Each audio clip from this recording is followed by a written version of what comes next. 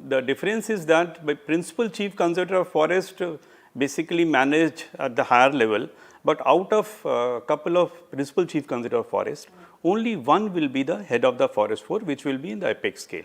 And head of the forest force means he is the head of the whole forest family.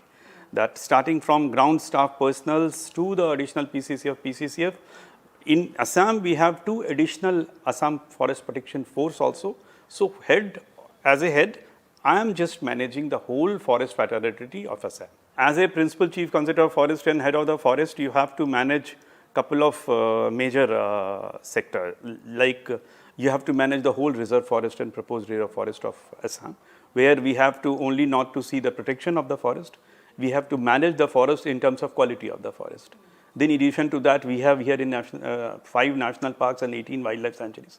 So usko bhi hame manage karne ke liye ki how the wildlife inside the protected areas are being managed, that we have to see. In addition to that, in Assam there is a peculiar sort of things, minor minerals, which are not a part of forest department management in other states. Here we have to manage the minor minerals, although it is not within the reserve forest area. If any sand boulders or stones which are found outside the forest area, in the revenue area also, we have to manage it. So the challenges are much more keeping all these things into it.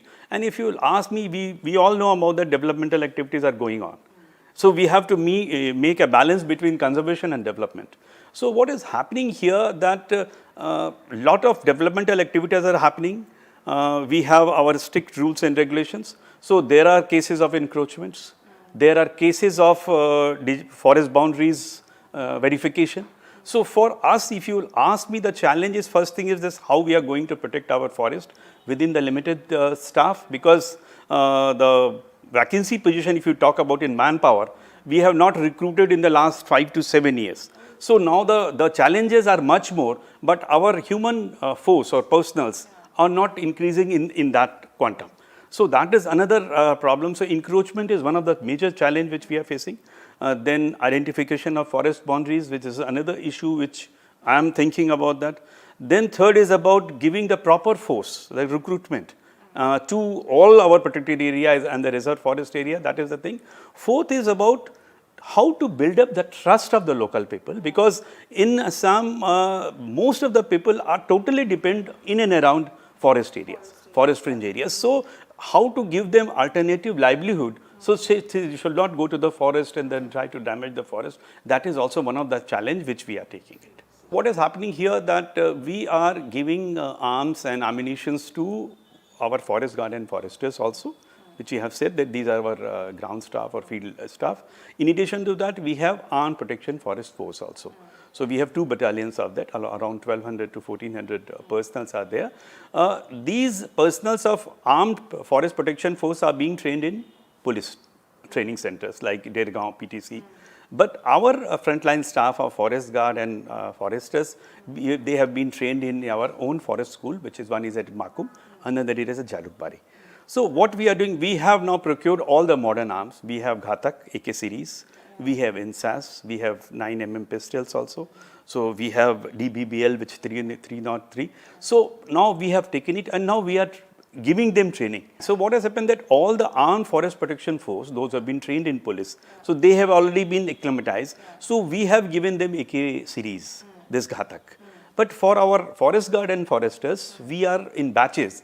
We are giving them training and then trying to replace their earlier arms with AK-47 series. But now we are equipped with, because we all know about that the poachers, those who are in and around our protected areas, they are now with all the sophisticated arms. So we are also coping up and we are also giving the modern arms and ammunitions to our forest protection force personals also, plus our own foresters and forest guards, but after giving them proper training in PTC Dergaon or here in battalions. There are a couple of, I will give full credit to the present government, because if you will just see the trend of the rhino poachings earlier in 13, 14, 15, I was a part of Government of India as Joint Secretary at that time. So a lot of discussions were there at the Delhi also, and asking me, being my Assam cadre, that why is so numbers were 36, 22 like this, but you would just see that it has come down to 3 in 19, 2 in 20, and now 1 till date in 21. So what has happened, that initially, just after coming to this in 2016 with the present government, it has been directly taken by Honorable CM's office, and now they have developed a special task force. And now what they have done, that all the 5 districts, those were in like Golaghat, Nagaon, Karbi Anglong, Bishwanath and Sonitpur. So all 5 districts, SP and DCs, plus concerned DFOs, they all will be, there is a committee and Director Kaziranga National Park, and now this time they have given to this responsibility to a special DGP.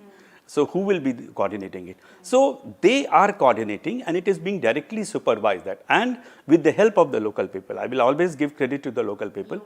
Yeah, and in the meantime, what has happened, that we have, our surveillance system has much more now increased. We have all the modernized boats, mechanized boats are there.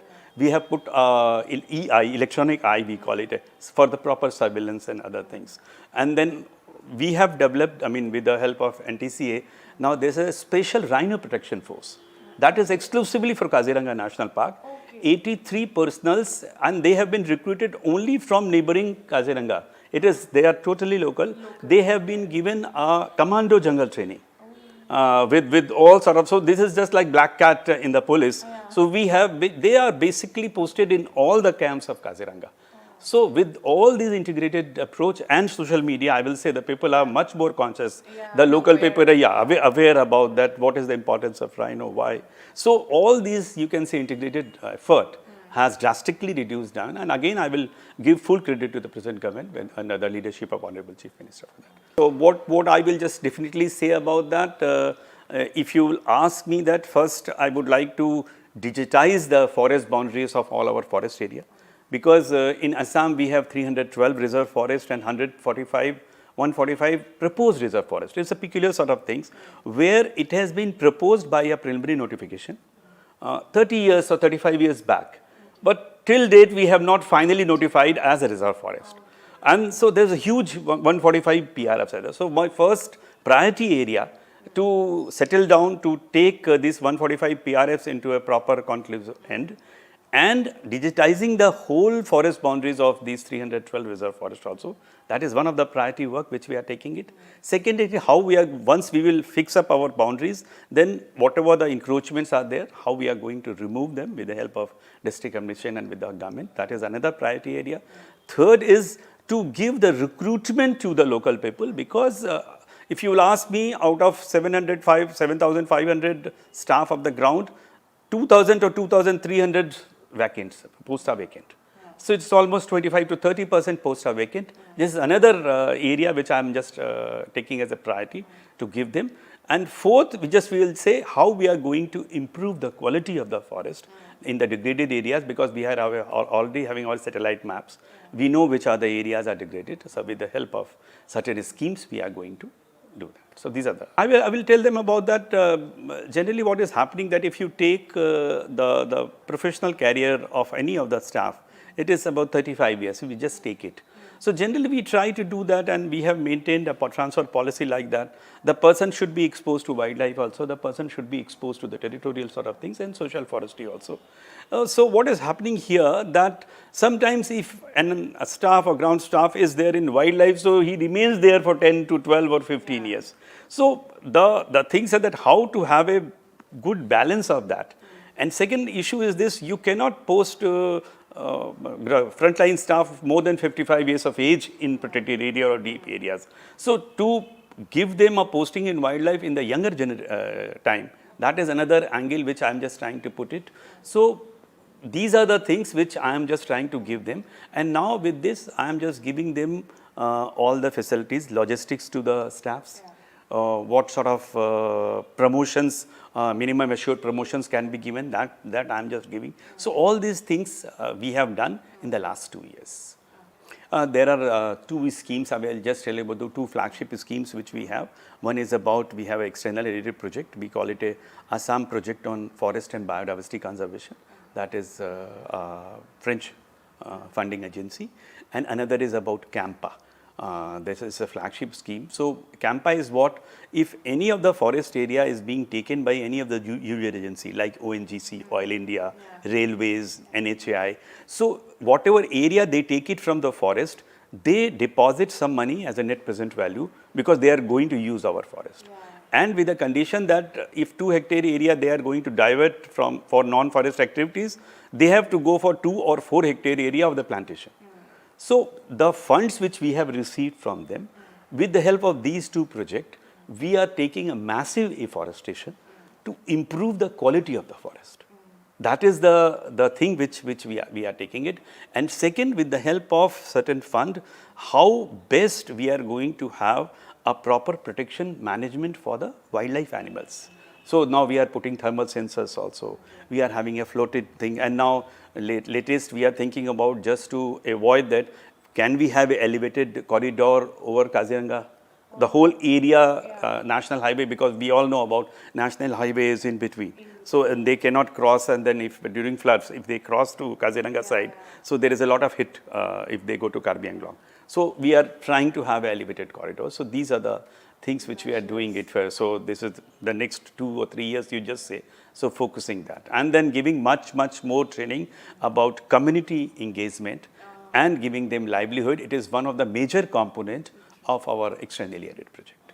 So recently our Honorable Chief Minister has reviewed on 27th May in Kohra, Kaziranga, during flood preparedness, and then he has given this emphasis that all the staffs of Kaziranga National Park and protected areas should be properly trained. So just because I have mentioned about that, we are going to give, we have given them modern arms. So batch wise, now I have already discussed with PCC of Wildlife, and batch wise we are giving them training, those who have not been trained. The forest guards and the forest personals of Kaziranga National Park, and gradually we will replace those who have not taken the modern arms, then modern arms will be given. In addition to that, to give them much more power, there is a constitution of fast track courts. So in 2016, all these 10 districts of, in these 5 districts and around districts, they have been given the power of fast track court. And you won't believe that in the last 4 or 5 years, we have arrested more than 370 persons, and 7 have already been convicted. So earlier there was no cases of conviction. So now all these things giving them, and 14 poachers have been shot dead inside the protected areas during these 5 years. So all these powers have been given to the forest guard and personnel, that's amenity to the government officials to fire inside the protected areas. That is another power which have been given to the frontline staff there. So these are the few things which have been newly developed in the last 4 or 5 years, which has given or yielded very good results. A wildlifer, I always, my favorite animal is tiger. I think it's a majestic animal, and then I always think there is no match of the tiger to any of the animals. I was a professor. I mean, in my own forest fraternity, I was a faculty for 8 years as a professor. So my main aim is to how to give them this message to the people, to the local people, that what is forest, what is environment, because there is a lot of confusion about this. And then, for example, we are running here, I am a PCCF and half of the forest department. So if you talk about environment, a lot of people are asking about that, so how you are dealing with noise pollution, how you are dealing with water pollution, but we are not dealing. It is under the same government, at Dispute Secretariat, PCBA is dealing with this. So, and the message to all the younger generation, that not being a part of the problem, we need to be a part of the solution. So what I was thinking about because after 2 days we are going to have World Environment Day 2021. So I would like to, through you, I would like to give a message to all my younger generation, that let's hope that we will be a part of the solution, because we all know now in the last 1.5 years due to this COVID pandemic, that how much importance of environment and forest, because you need oxygen.